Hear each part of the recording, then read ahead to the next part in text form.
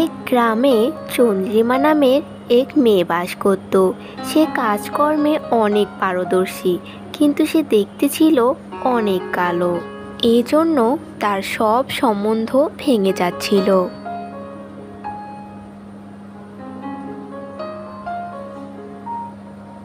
কি রে মা, আয়নার সামনে এমন মন খারাপ করে দাঁড়িয়ে আছিস কেন? তুমি কেন বারবার আমাকে পাত্রপক্ষের সামনে বসাও বলো তো? আমার গায়ের রং দেখে কেউ বা নাক ছিটকায়, আর কেউ বা মুখের উপর অপমান করে চলে যায়। আমার আর এই সংসারতে ভালো লাগে না মা। তা বললে কি হবে বলতো? মেয়ে মানুষ, বিয়ে তো দিতেই হবে। সারা জীবন কি আমি আর তোর বাবা থাকবো রে?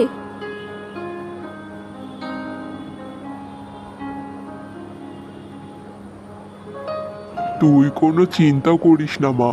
দেখিস, তোর অনেক ভালো ছেলের সাথে বিয়ে হবে, যে তোর রূপকে নয় গুণকে প্রাধান্য দেবে।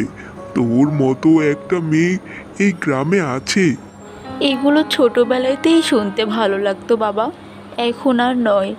এবার আমাকে রেহাই দাও। আমি আর পাত্রপক্ষের সামনে বসতে পারছি না। অপমানিত হতে হতে আমি এখন ক্লান্ত। আচ্ছা বেশ, আর তোকে জোর করব না।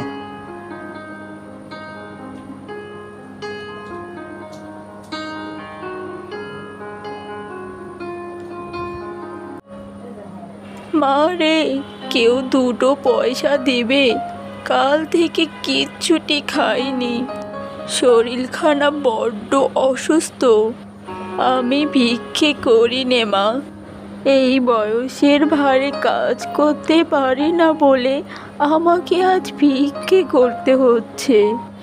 আমার কাছে তেমন কিছু নেই বুড়িমা, এই অল্প কিছু টাকা আছে, যাতায়াত ভাড়া বাবদ। এটাই তুমি রেখে দাও। কিন্তু তাহলে তুমি যাবে কি করে? সব টাকা তো আমাকে দিয়ে দিলে। হেঁটে হেঁটে চলে যাব। তোমার কষ্ট হবে না? তা একটু হবে, কিন্তু তুমি কাল থেকে কিছু খাওনি যে। এই কষ্টের থেকে আমার হাঁটার কষ্ট অনেক কম। তোমার মঙ্গল হোক মা, উপরওয়ালা তোমাকে সব থেকে ভালো মানুষের সাথে বিয়ে দিক। এমন দয়ালু মেয়ে পাওয়া যায় না। বিয়ের কথা আর বলো না গো বুড়িমা। বিয়ের ক্ষেত্রে কেউ আর গুণ দেখে না, সবাই রূপ দেখে। না গো, ভালো মানুষের সঙ্গে সব সময় ভালোই হয়। তুমি আমার কথা মিলিয়ে নিও। মা, ও মা, একটু জল দেবে গো? ও মা, তুই এসে গেছিস? আয় আয়, ঘরে আয়, তোকে জল দিচ্ছি। বলি ও চন্দ্রিমার মা, বাড়িতে আছো?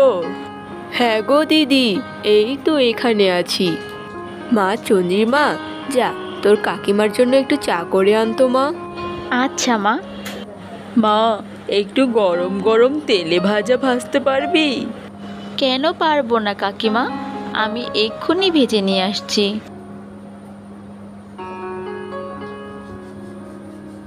কি হয়েছে বলো তো? তুমি তো কখনো কিছু খেতে চাও না, তো আজ হঠাৎ চন্দ্রিমাকে তেলে ভাজা ভাজতে বললে কেন? যে কথাগুলো বলবো তা চন্দ্রিমার সামনে বলা যাবে না গো, আর কথাগুলো বলতে বেশ কিছুক্ষণ সময় লাগবে। তাই চন্দ্রিমাকে বললাম তেলে ভাজা নিয়ে আসতে। বলো, কি বলবে? চন্দ্রিমার জন্য একটা ভালো সম্বন্ধ নিয়ে এসেছি গো।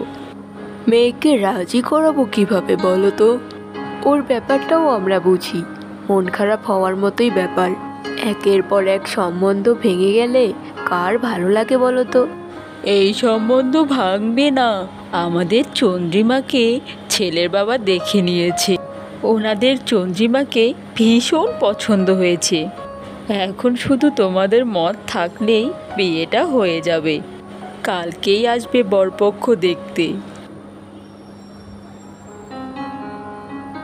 এই হচ্ছে আমাদের ছেলে, এর জন্যই সম্বন্ধ নিয়ে এসেছি।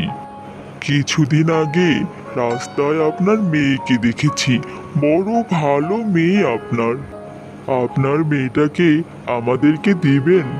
সবই আপনাদের দয়া। দয়া বলবেন না, আপনার মেয়ের মতো মেয়েকে পেলে আমাদের তো সৌভাগ্য।